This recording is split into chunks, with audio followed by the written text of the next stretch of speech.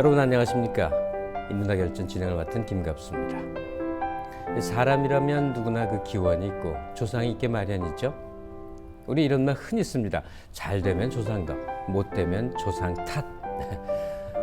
도대체 우리 조상 모습이 어떤 모습일래 조상덕이다, 조상 탓이다 이런 얘기를 자주 하게 되는 걸까요? 참 상반된 생각들을 갖고 있는 것 같은데 우리 한국인의 조상의 모습이 어떤 건지 오늘 얘기해보는 기회를 갖도록 하겠습니다. 오랫동안 우리 조상과 또 우리 조상에 얽힌 여러 의례들에 대해서 연구를 해온 많은 업적을 남기신 분입니다. 동국대학교 임돈희 교수 모시고 얘기 나눠보도록 하죠. 잠시 후에 뵙겠습니다.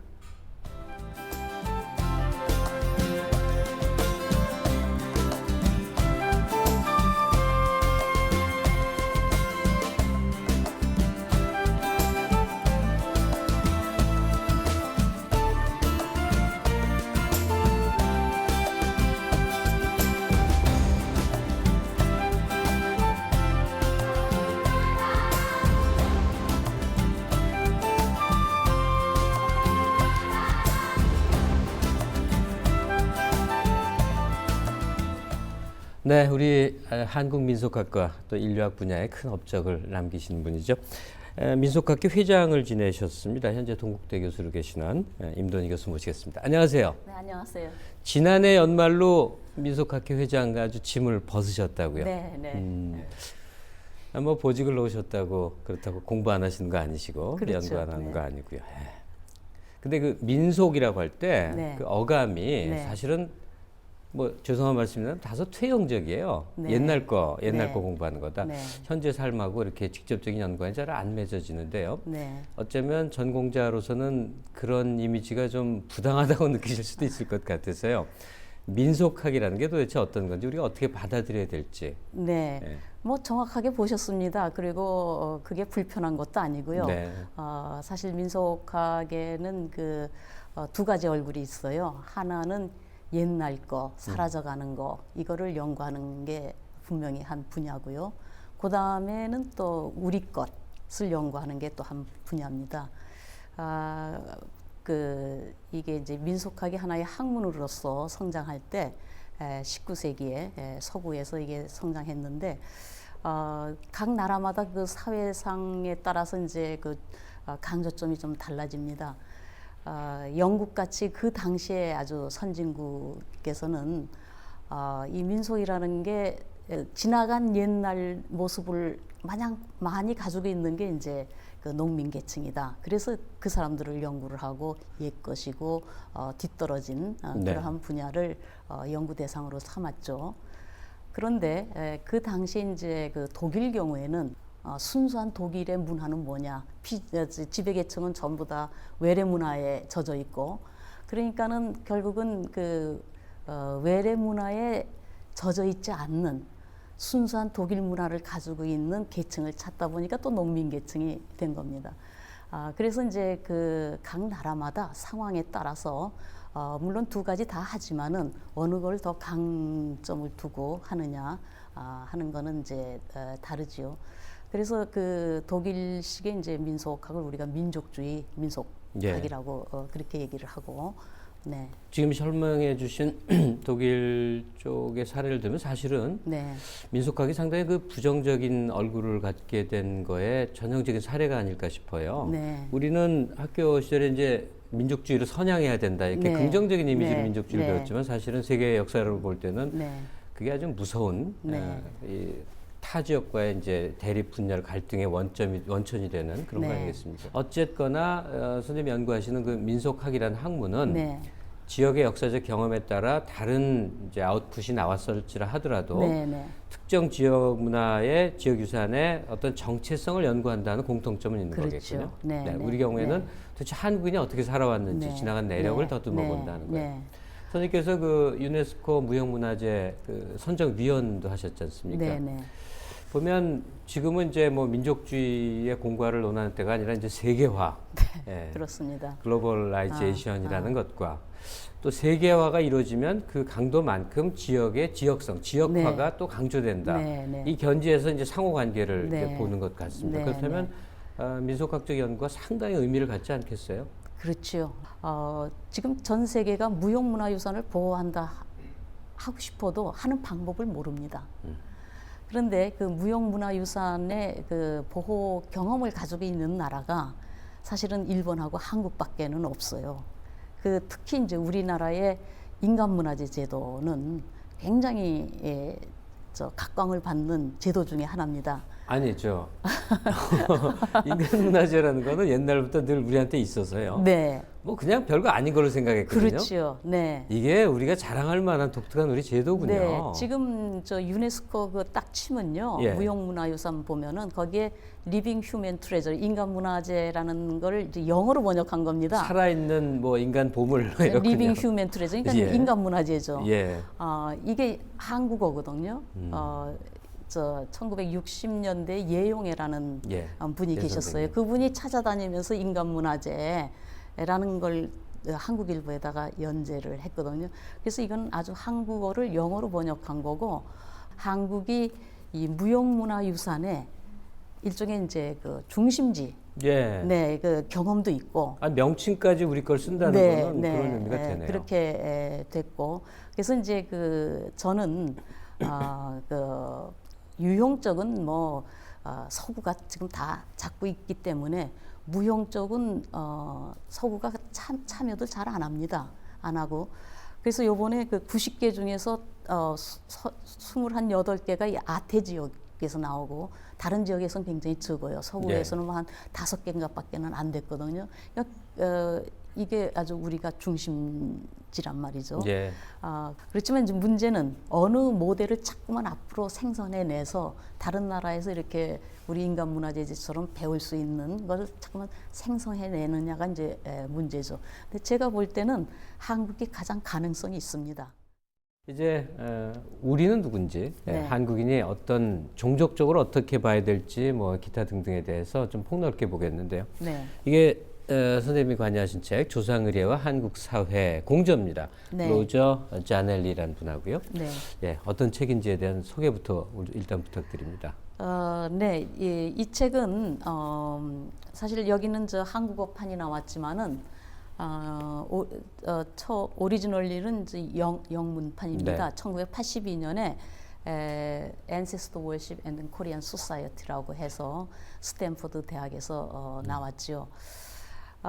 근데 뭐 결과적으로 이제 출판이 됐지만 나중에 들은 바에 의하면은 굉장히 논란이 많았었다고 그래요. 이게 학술적 가치는 있지만 예. 그때 한국이 전혀 뭐 세계적으로 알려진 때가 아니거든요. 80년대 초반이라고 네, 했죠. 82년에. 네. 그러니까 저희가 원고를 낼 때는 70년대거든요. 선생님 말씀 네. 듣다 보면 이제 우리의 위상이 어땠었는지에 대한 네. 새삼스러운 네. 한 10여 년 동안 한국 사람들이 외국 여행도 많이 하고 외제 물건도 많이 쓰고 이러면서 네. 그리고 인터넷으로 이제 정말 글로벌하게 접근을 하면서 네. 우리도 뭐 프랑스, 영국 뭐 이쯤 되는 나라로 이제 이렇게 생각을 네. 하는 수가 많습니다. 네. 근데 80년대 전반기까지도 네. 한국 민속에 대한 한국 사회의 전통 부분을 알리는 책이 전무했었다는 사실 네. 새삼 느끼게 됩니다. 네. 좀 뭐 세세한 얘기를 좀 건너뛰면서 네, 이제 질문을 네. 드리겠습니다. 네. 아마 그런 전통이 보존되어 있는 마을에서 이렇게 생활하시다 보면 그 뿌리에 뿌리 이렇게 거슬러 가는 게 가능할 것 같아요. 네, 네. 이게 보면 어느 이제 문중이 있고 문중에 일련 어떤 의례들에 대한 네. 연구가 가능할 것이고요. 근데 우리 한국 사회 그 어떤 문중이라 네. 한 집안이라든지 이 형성 과정은 어떻게 되는 걸까요? 그러니까 아마 그 선생님도 느끼셨겠지만은 어느 우리가 시골 마을을 가면은 한 70호 중에 한 50호가 성씨가 다 같은 사람들끼리 네. 동성동본끼리 살고 있는 마을을 우리가 종중마을, 종종마을 아니면은 뭐 씨종마을, 뭐 문중마을 뭐 여러 가지로 부르는데요. 네, 네. 이게 그 형성 과정이 대략 이렇습니다. 이게 우리 마을을 중심으로 해서 보면은 그러니까 우리 마을 얘기지만 사실 대부분의 마을이 같은 과정을 거쳤을 텐데요. 지금 1973년에 우리 마을에 56호 중에 33호가 진해 김씨. 이거 예. 저희는 가명을 씁니다. 그 사람들의 그 프라이버시를 존중하기 위해서. 그 이제 물어보죠. 당신 아버지는 어디 있느냐? 그러면 이제 그 묘가 뭐 뒷산에 있고 이제 이렇게 가지고 올라가다 보면은 1400년경에 지금부터 한 500년 전에 그 조상 한 분이 그 개성에서 이제 용인으로 오셨어요. 거기 세트를 하는 거예요. 예. 그걸 우리가 입향시조라고 그러거든요. 그 추적이 다 가능한 경우들이 꽤 있겠죠. 그게 가능해야죠. 네. 가능 안 하면은 안 됩니다. 왜냐하면은 네. 그래서 이제 묘가 다 있는 거예요. 음. 지금 뭐 예를 들어서 1973년에 김권식이라는 사람이 있는데 그 사람을 쭉 타자면 그 아버지 묘는 어디에 있고 그 아버지 묘는 또 그 뒷산 어디에 있고 선산에 쭉 있어가지고 그 1400년 전에 오신 분하고 연결이 되는 겁니다. 이게 이제 족보로도 되고 묘로도 되거든요. 예. 이게 제대로 안 된 사람은 한국사에서 뿌리가 좀 시원찮은 의심스럽다. 거예요? 그래가지고 이제 그 족보도 그냥 연결을 시킨다든지 아니면 묘도 뭐 잃어버린 거 찾았다고 하는 게 그렇게 연결 작업을 시키는 이유가 결국은 뭐냐면은 전통 사회에서 그게 주민등록증입니다. 네. 내가 누구냐, 나를 보증 쓸 사람이 누구냐. 내가 지금 서울에서 노량진에서 자전거 포를 하고 있지만 나는 내아리에 가면은 적어도 몇백 명이 내가 누구라는 걸 보증을 서주는 사람이다. 예. 그뿐만 아니라 이 내아리 사람은 그 지역 공동체에서 경기도 오산 그 일대에서 내아리 김씨로 통하거든요. 이 사람들은 수백 년 동안 그 지역에서 내려오면서 어떤 명성을 가지고 있느냐 하는 게 말하자면 그 사람들은 양반이다. 그 사람들은 상대에서는 못 쓸 사람들이다. 평판 말하는 거죠. 평판을 얘기. 예. 이게 굉장히 중요합니다.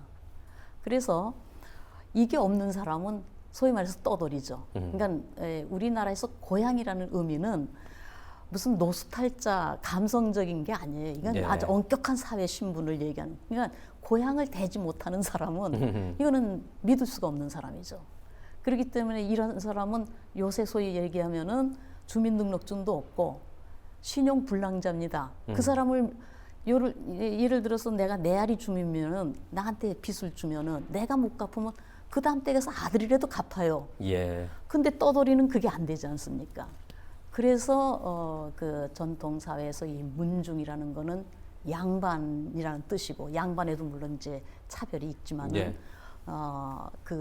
어떠한 집안 사람이다 하는 그러한 그 신분증이기 때문에 죽기 아니면 살기로 이제 조상과 자기와의 관계를 수백 년 동안 연결을 시키는 거죠. 일종의 하여간 네. 자신의 존재의 보증이군요. 네. 내가 누구다. 네. 이것을 네. 쭉 뿌리째 캐 올라가는데 네. 그리고 가령 이제 훌륭한 조상을 가지면은 그만큼 자기의 그 자격이 올라가는 거죠. 네. 그래서 나를 소개할 때도 나는 뭐 임돈입니다 하고 소개하는 거 아니고 만약 우리 아버지가 유명하지 않으면 건너뛰어서 만약 이제 증조 할아버지가 굉장히 유명한 아무개면은 나는 네. 아무개 누구의 4대 손입니다. 뭐 이런 식으로 이제 소개를 예전에 하죠. 다들 또 그렇게 실제로 했어요. 네, 요새 뭐 네. 그러니까는 이 조상 제례라는 게 물론 조상의 덕을 뭐 기리고 이런 것도 있지만 굉장히 이게 사회적인 정말 행위죠. 우리가 지금 학위 받고 이러는 것처럼. 네. 네. 자, 집안 내 문중의 관계라는 게 한 개인에게 어떤 의미를 미치는지 네. 이 부분을 들어봤습니다. 그렇다면 한 가정 내에서 이제 고유한 이제 문화가 있는데 이게 집안마다 어느 가정마다 있는 차별성이 있겠습니다만 어느 집에나 공통되게 있는 이제 유구한 역학 관계들이 있습니다. 네. 제일 대표적으로 이제 고부 관계, 네. 며느리와 시어머니는 항상 이제 앙숙인 것처럼 돼 있고 서방권은 전혀 아니는 거 아닙니까? 전혀 오히려 이제 장모하고 시어머니와 사이가- 장모와 사이가 그렇게 네. 사이가 나쁘다는 네. 거죠. 네. 근데 우리 경우 보면 아버지와 아들, 네. 그다음에 시어머니와 며느리 네. 이런 관계가 항상 어렵단 말이에요. 이것도 그러니까 민속학적 견지에서 보자면 규명이 가능한 겁니까? 그렇죠. 예. 왜냐하면은 우리 전통 사회의 그 가족 관계를 우리가 부계 직계 가족이라고 학문적인 용어로는 그렇게 얘기를 합니다. 이건 뭐냐면은 이제 일단 부자 관계를 보면은요. 특히 이제 장남 경우에는 평생 부모하고 떨어져 살지 않거든요. 네. 그러니까 결혼해서 이제 부인을 데려와서 부모를 모시고 돌아가실 때까지 모시고 그다음에 돌아가신 다음에는 제사도 또 지내줘야 되고 그런데 이제 우리나라의 부자는 그래서 아버지는 아주 최선을 다해서 자식한테 희생을 해가지고 이제 잘 키워주고 대신 또 자식은 나중에 또 효라는 걸로 이제 또 갚죠. 그래서 네. 상부 상조하는 상호 의존적인 관계가 있습니다. 그러니까 재산권을 승계해 주는 대신 자식 대해서는 그만큼 장남은 이제 효를 다해야 네, 되는, 의무를 그렇죠. 다해야 네, 되는. 네. 예. 그런데 그 과정에서 우리 이제 그 물론 승계가 되지만 관리가 있습니다. 재산 관리. 관리를 또 누가 하느냐? 우리나라에서는 그 땅이 누구 이름으로 되어 있느냐가 별로 중요한 게 아니에요. 네. 누가 관리권이 있느냐. 그러면 우리가 이제 아들하고 부자지간을 볼 때 아버지가 30살이고 아들이 5살이면 그걸 완전히 아버지한테로 재산권이 가 있죠. 그렇죠. 근데 이제 점점 자라서 그 집이 이제 늙잖아요. 그러면 아버지가 한 60이고 아들이 30이다. 하면 동네 사람이 그 집 땅을 살 때 과연 누구한테 가서 상의를 할 것이냐. 예. 이건 이제 부자가 팽팽하게 맞서는 거예요. 예, 예. 그러니까 의견이 또 부자 간에 다를 수 그렇죠. 있으니까. 그러니까 상의를 해야죠. 예. 여기서 이제 갈등 관계가 오는 거죠. 왜냐하면 아버지는 자기가 더 살림을 잘한다고 생각하고 아들은 아버지가 또 이제 그 제대로 요새 시류를 잘 모른다고 생각하고 이제 관리권의 문제인데 그러면서 이제 갈등 관계로도 가지요. 그러다가 이제 아버지가 또 80쯤 되면 아들이 이제 그때는 아버지 말 듣지도 않아요. 예. 암만 뭐 아버지 땅 팔았습니다 하면은 그래 그랬냐 뭐 그 정도지 반대한다고는 아들이 뭐 듣지도 않고 그러니까 그래서 이제 우리의 그 부자 관계는 서서히 이제 아들한테로 넘겨주고 그다음에 또 손자도 와서 이제 다 참여하는 이런 관계죠. 이게 이제 우리나라 이 전통 집을 보면은 건넌방이 있고 마루가 있고 안방이 있고 또 사랑방이 있지 않습니까? 네. 이제 인생의 시작을 건넌방에서 합니다. 결혼하면 건넌방에서 살고 안방에는 시어머니, 시아버지가 있어가지고 시집살이를 하고 그러다가 이제 부모가 늙으면은 사랑방으로 옮기고 여기 있던 아들이 이제 안방으로 옮기고 그러다 이제 세월이 지나면 이제 묘지로 가는 거죠. 네. 그러니까 동네 사람이 이렇게 봤을 때 저 집에 누가 권한을 가지고 있느냐 하면 안방에 있는 사람들이 결국은 그 집에 살림권을 가지고 있는 거란 말이죠. 예. 네. 그래서 이제 뭐 서로가 하지만 그런 갈등 관계도 있다는 얘기고 또 이제 그 고부 관계는 지금까지도 텔레비에 밤낮 나오는데 그렇죠. 예. 결국은 이제 사랑하는 아들이고 남편을 두 여자가 가지고 이제 감정 싸움을 하는 것처럼 비유죠. 물론 그런 측면도 있습니다. 그렇지만은 현실적으로는 그렇게 감정적인 문제뿐만 아니라 현실적으로 헤게모니 그러니까 재산 처분권이라고 할까요? 예. 관리권의 싸움이기도 해요. 왜냐하면 저는 이제 그거를 자궁가족이라고 그러는데 이 시어머니는 가장 그 재산을 어디다 쓰고 싶으냐? 자기가 난 자식들한테 쓰고 싶단 말이죠. 예. 그러니까 재산이 있으면은 둘째 아들이 사업하겠다면 그거 도와주고 싶고 또 딸이 또 못 살면은 거기도 좀 도와주고 싶은 게 시어머니 입장입니다.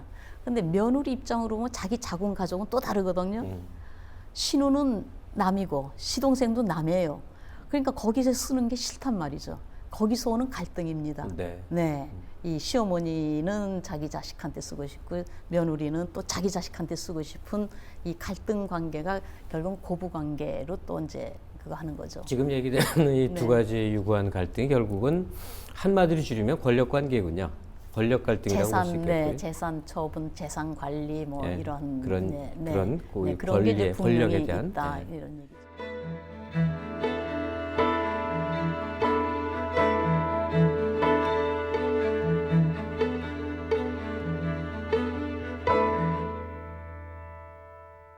자, 이제 문중 얘기에서 가족 내 상황 얘기까지 왔는데 이제 좀 큰 포석으로 네. 조상 얘기로 넘어가겠습니다. 그것 역시 조상이라는 존재감 역시 뭐 과거사에 비해서는 많이 흐려진 건 사실입니다만 네. 어쨌든 간에 뭐 아직도 몇 자리 뭐 이장하는 분들이 있고 명당 자리 보고 그러지 않습니까? 네. 우리 한국 사람들에게 이 조상이 갖는 의미를 다시 한번 반추해 보도록 하죠. 네, 많이 지금 변했지만 제가 연구했을 때 그 당시에 사람들 얘기를 이렇게 다 종합해 보면은 조상은 한국 사람의 이상형입니다. 이상형. 네. 그러니까 한국 사람이 인간을 어떻게 보느냐. 가장 이상적인 인간이 조상이거든요. 근데 사실 조상이 되기가 그렇게 쉽지가 않아요. 왜냐하면은 한국 사람은 태어나서 이제 그때 뭐 유아 사명률도 높고 그랬겠지만 하여튼 결혼 전에 뭐 어린 아이였을 때 많이 죽고 이러면은 얘네들은 막 몇 자리도 없습니다. 그냥 갖다 그냥 이 세상에 존재하지 않은 것처럼. 예. 족보에도 안 올라요. 결혼하기 전에 죽으면은. 이제 그러니까는 언제부터 사람으로 보기 시작하냐, 정말 중요한 하나의 인간으로 보기 시작하냐면 아마 결혼부터가 아닌가 그래요. 그거는 왜냐? 결혼하면은 이제 자식을 낳을 수가 있는 그렇죠. 자격을 가졌기 때문에. 예. 그럼 결혼만 했다고 또 조상이 되는 건 아니거든요. 자식을 낳아야 됩니다. 근데 자식을 낳아도 그 자식이 일찍 다 죽고 그러면 또 조상이 못 돼요. 그래서 이제 한갑이라는 게 참 중요한 건데 한갑이라는 거는 결국은 장성한 자식, 죽지 않고 다 좀 살아가지고 나를 한갑을 치러줄 수 있는 그런 장성한 자식이 있다 하는 의미에서 한갑이 되는 거거든요. 그래서 이제 그래서 한갑. 근데 이제 그리고 또 한갑만 가지고는 안 되죠. 그다음에 이제 제사가 있습니다. 네. 죽은 다음에 이 제사를 한 100년간을 지내주는데 집에서 지내는 제사를 그 아들이 계속 나와야 계속 제사를 받아 먹는 거지. 아들 내 그냥 절손이 되면 이것도 조상이 되다가 망한 그렇죠. 거죠. 예. 그래가지고 이제 계속 이 대가 안 끊어지고 그냥 수십 대는 내려가야 영원히 그야말로 제사를 받을 수가 있죠. 시제를. 그래서 한국의 조상은 죽지를 않습니다. 영원히 그냥 뭐 밥을 또 드시도록 네, 계속 하니까 관계가 계속 있는 거죠. 자손으로부터 계속 영원히 정말 기억되는 그러한 이미지니까 이걸 아마 이상적으로 본 것 같아요. 근데 조상 탓이다, 조상 덕이다. 네. 지금 말씀하신 그 이상화된 네. 그 네. 선조가 우리 네. 현재 삶에 이제 영향을 미친다고 믿는 거 아니겠습니까? 그게 뭐 지금이야 선생님도 웃으셨잖아요. 네, 네. 사실 저도 그런 네. 생각 안 들거든요. 네. 근데 얼마나 강력하게 그런 생각이 영향을 네. 미쳐왔냔 말이죠.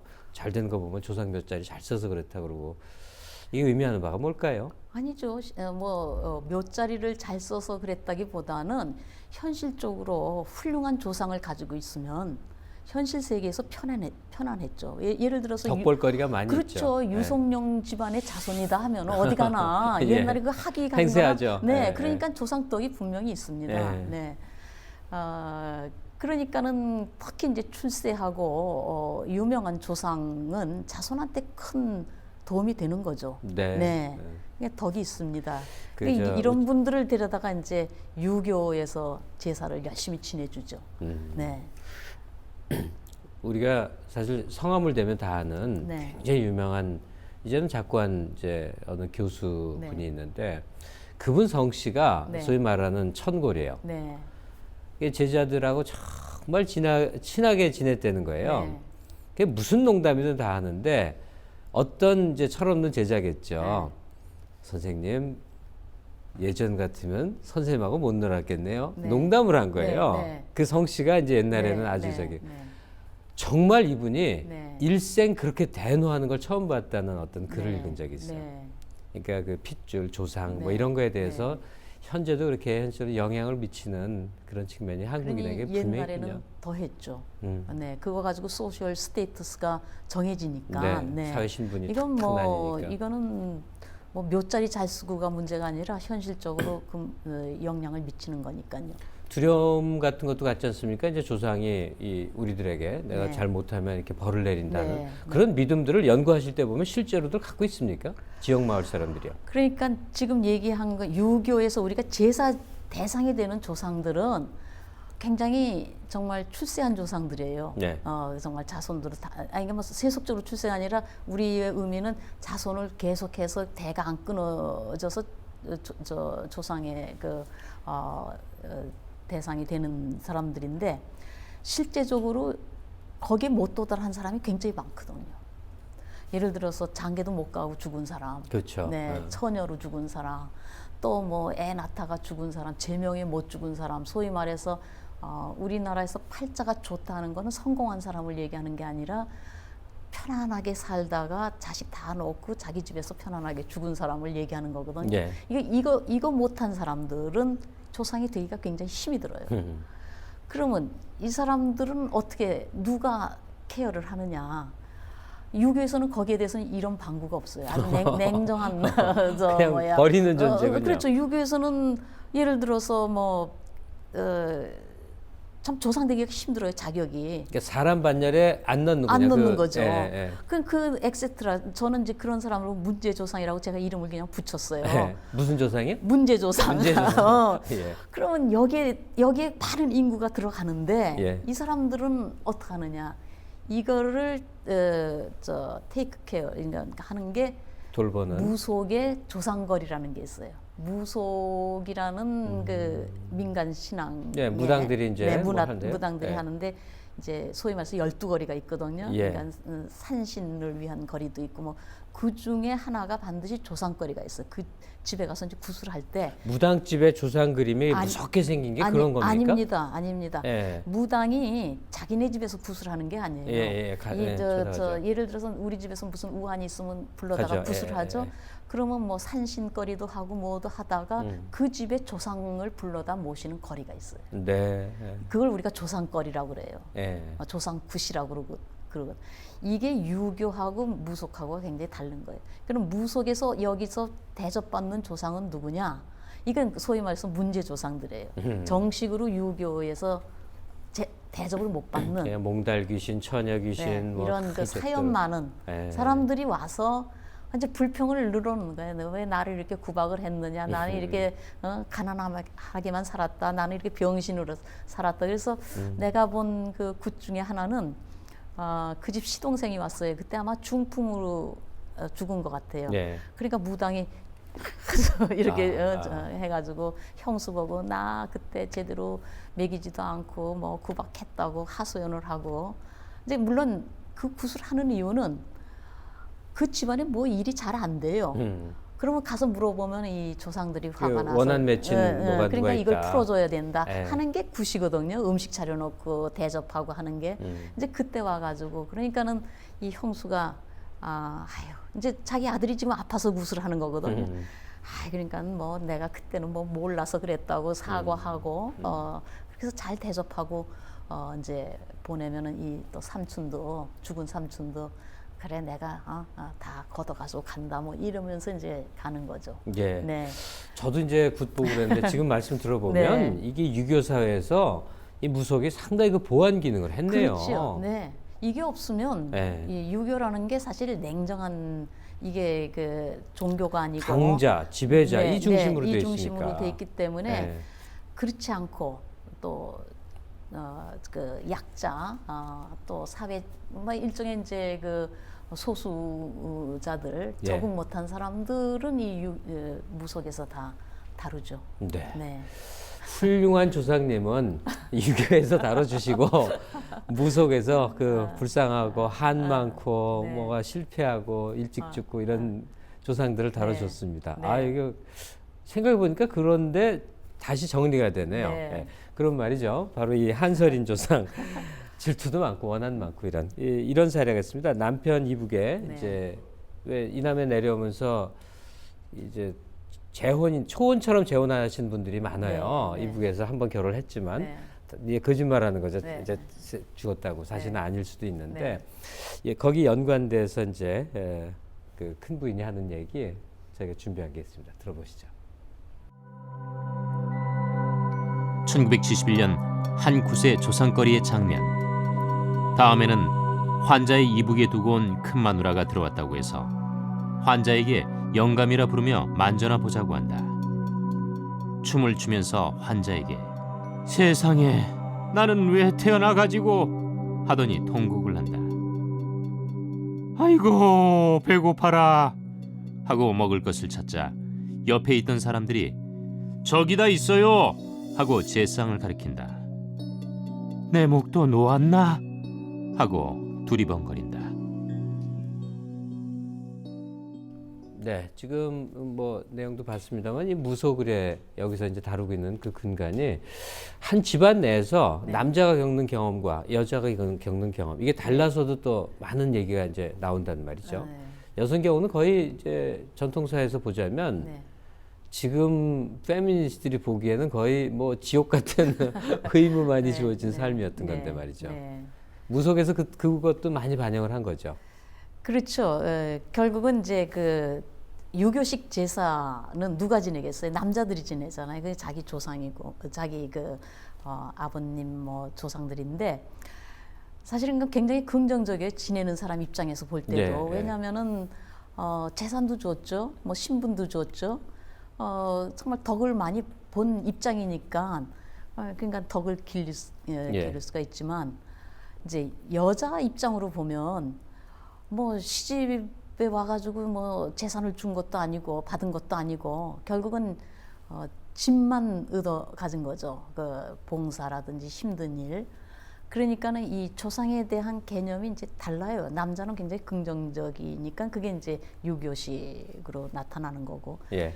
대개 이제 굿은 여자들이 많이 하지 않습니까? 그렇죠. 그러니까 그 굿에 나타나는 이 사람들이 결국은 친척 중에 이제 가족 중에 자기한테 버든이 된 사람들이죠. 짐이 되는. 네, 짐이 되는 가족들. 사람들. 그러니까 이제 탓을 하는 거죠. 네, 받은 건 없이 짐만 잔뜩 가졌으니까. 제가 임 선생님 말씀을 들으면서 새삼 그 유교적 의례와 또 무속이 갖는 상호 보완 기능, 네. 특히 여성에게 영향을 미치는 측면들, 새삼 인식을 좀 하게 됐어요. 네. 여기 더 덧붙여서 이제 자식 입장에서 보는데, 네. 뭐 원만하게 모든 것이 충족된 그런 경우 말고, 예컨대 이제 입양. 네. 요새 입양이라고 그러면 참 어려워하고 하는데, 옛날 전통사에서 오히려 입양이 많았죠. 뭐 자식 없으면 형님 댁에 네. 아이 드리고 네. 네. 업둥이도 있고 네. 여러 형태의 네. 입양이 네. 존재하지 네. 않았었습니까? 네. 그러니까 그 집안의 일원이 되는 과정도 네. 오히려 다채롭게 존재했었던 것 같은데요. 네, 입양을 꼭 해야죠. 네. 왜냐하면 이 대를 대를 잇는다는 게 아주 절명이지 않습니까? 제사를 반드시 받아야 되니까. 그렇죠. 네. 그런데 그렇게 다양하지는 않습니다. 우리나라가. 왜냐하면 뭐 업둥이라든지 또 아니면 씨바지라든지 이거는 정식 그 문중원이 못 되거든요.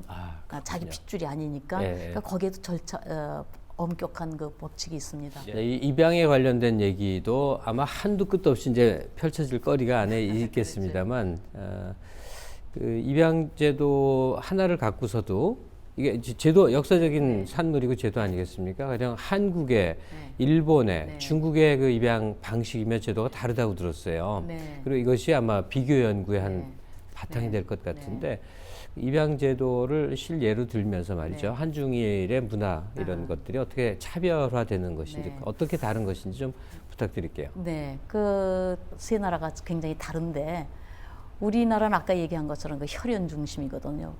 꼭 뭐 그 남계의 핏줄이 있어야 된다.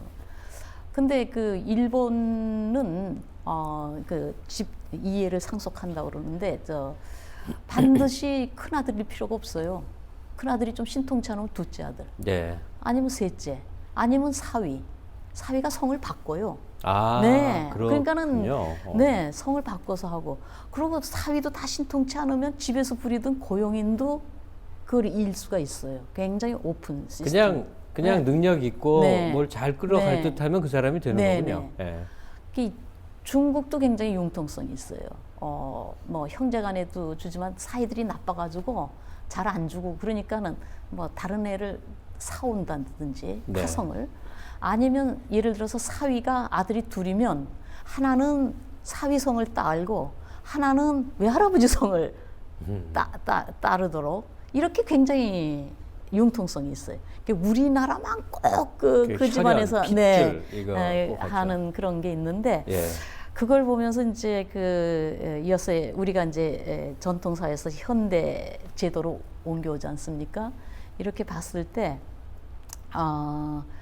지금 우리나라 재벌 같은 데 보면은 그 굉장히 그 같은 그 아버지에서 아들로 이렇게 전해 내려오는 게 굉장히 두드러지는데 그게 우리 전통 그 핏줄 아니 제가 그거 하고. 사실은 바로 그 질문을 네. 드리려고 그랬어요. 네, 네. 지금은 그러니까 문중, 집안, 뭐 네. 혼맥, 뿌리 네. 뭐 이거에 대해서 연이 네. 일반 가정에서 큰 관심이 없는데 네. 전 국민이 네. 그 한 가게의 뿌리와 그 관계를 쫙 꿰뚫고 있는 게 바로 몇몇 재벌 가문이 하도 언론에서 많이 얘기를 해서 그런데 네. 그래서 집안의 이제 그 가계도는 어떻게 형성되고 변천하는가 네. 이 재벌 가계도를 보면 아주 좋은 사례가 될 수 있을 네. 것 같아서요. 그 전통이라는 게 그렇게 영향을 끼치는 것 같아요. 그리고 일본 같은 경우에는 소니에 내가 회사를 들어가면은 거기서 경영자가 나오거든요. 최고 네. 경영자가. 네. 근데 우리는 그 집 핏줄 아니면 좀 되기가 힘든 예. 그런 게 있고 중국은 또 완전히 주식회사예요. 중국집을 하나 하더라도 뭐 삼촌 조카 해가지고 자기 지분만큼 가지고 이익 남는 걸 논아갔거든요.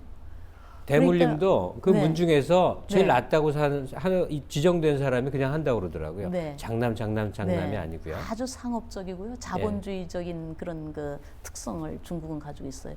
그 문중 제사도 우리 시제 그런 것도 중국에서는 어떻게 하느냐면 문중원을 다 모아놓고 누가 제일 싸게 제사를 지내느냐 그 경매에 붙여서 제일 싼 사람이 합니다. 아주 그냥 우리는 꼭 큰 집에서 종손이 지내야 되고 뭐 이러는데 그렇죠. 예. 그렇지가 않아요. 그러니까 참 이 세 나라가 현대화가 됐지만 역시 그 전통적인 거하고 연결이 되고 있습니다. 예.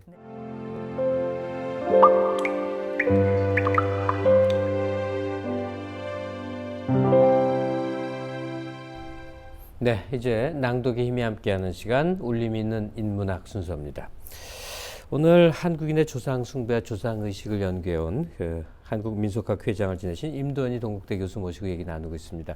낭독을 좀 부탁드리고 싶은데요. 아무래도 이 책이 되겠죠? 조상의례와 한국 사회. 네, 이 중에서 하나 뽑을까요? 예, 좀 네. 부탁을 드리겠습니다.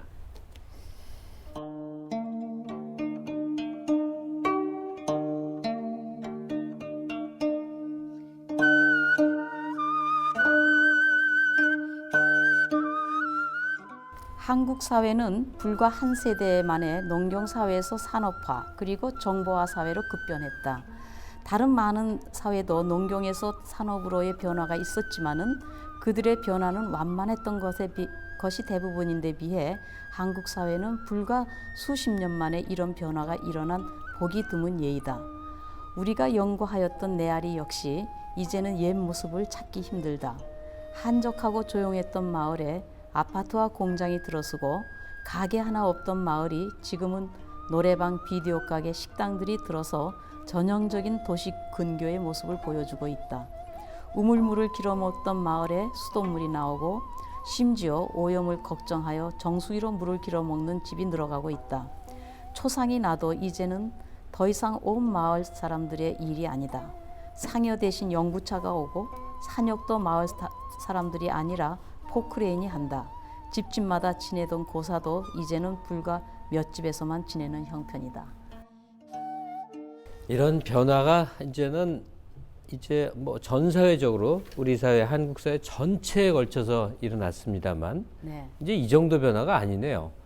그나마 그 과거의 변화는 도시화다, 산업화다 여기서 생겨난 즉 뿌리 뽑힌 데 생겨난 변화인데 요새는 이제 인종 구성이 다 변화되고 있는 중입니다. 네, 네.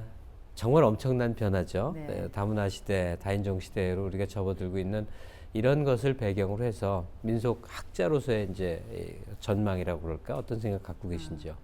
참 여기 책에서도 얘기했지만 한국 사회의 변화는 다른 나라에서 예를 볼 수 없고 그냥 뭐 한 세대 안에서 농경 산업 정보화 사회로 갔습니다.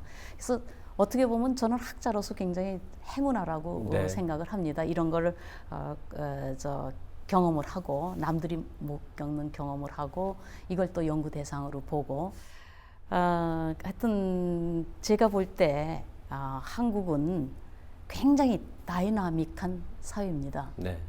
그래서 어떻게 보면 나이로 치면은 한 가장 의욕도 넘치고 어느 정도 경험도 쌓고 한 그런 나라가 한국이 아닌가 하는 그런 생각이 들어요.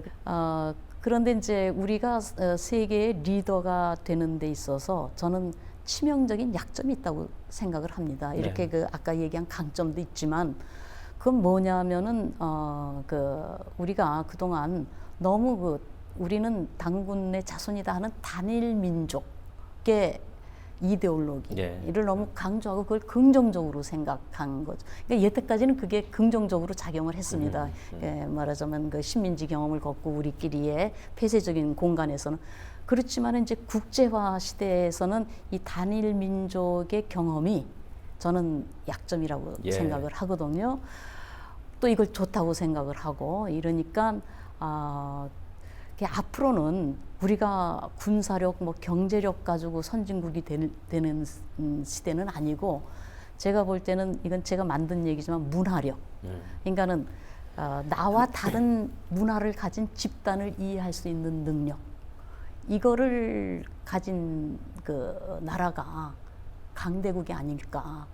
그런 면에서 전 세계적으로 보면 이렇게 단일 민족이 사는 나라는 굉장히 극소수예요. 대부분의 나라는 다민족하고 살아본 경험이 있고 더군다나 미국과 중국이 저는 그 강대국이 될 가능성이 있다는 거는 이 사람들은 수천 년 동안 중국 같은 경우에는 수천 년 동안 이민족을 어떻게 다뤄야 하는 노하우가 쌓인 나라고 미국도 다민족하고 어떻게 살아야 되느냐 하는 정책, 뭐 법 이런 거를 굉장히 미국은 뭐 한 나라들이거든요. 그런데 우리가 이제 국제화 시대에 나가가지고 전혀 남이 존재한다는 것을 경험을 안 했기 때문에 자칫하면은 굉장히 그 인종차별적인 그런 태도를 가질 가능성이 많거든요. 그래서 우리가 빨리 이 문화력을 그러니까 다른 민족하고 사는 거를 아주 빨리 내재화하지 않으면은 세계의 리더로서의 역할은 힘들죠. 그러니까 그럴 자질은 충분한데 거기에 이제 이런 다민족에 대한 관용, 법률적인 제도 뭐 이런 거를 같이 겸비해야만 그게 가능하다고 저는 보겠습니다. 네. 다민족 다인종화에 대해서는 임 선생님께서 명료한 의견을 이제 내놓으신 겁니다. 또 거기에 대한 일각의 반론이 강력하게 있는 것도 아마 아실 겁니다. 길을 찾기 위해서는 아마 지금 현재 진행되고 있는 부분을 쉬쉬할 게 아니라 공개된 자리에서 이렇게 토론하고 드러내고 자꾸 그래야 되지 않을까 싶어요. 어쨌든 오늘 선생님 말씀을 통해서 우리가 어떻게 살아왔고 우리라는 존재가 무엇인지 이제 조상이나 또 가계 형성의 여러 의례 얘기들을 통해서 많이 깨달을 수 있는 기회였습니다. 오늘 말씀 감사드립니다. 네, 고맙습니다.